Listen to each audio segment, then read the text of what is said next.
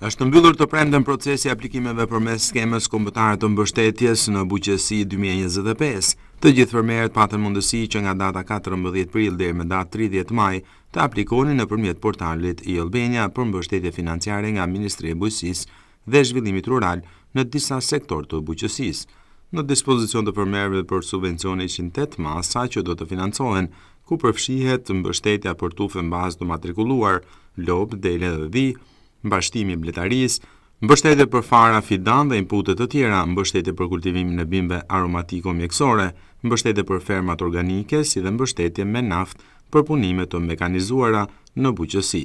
Fermerët e matit nisën aplikimin që në ditën e parë të hapjes së thirrjes në disa sektorë si në blegtori, gjethe, skemën e naftës, bletarie të tjerë.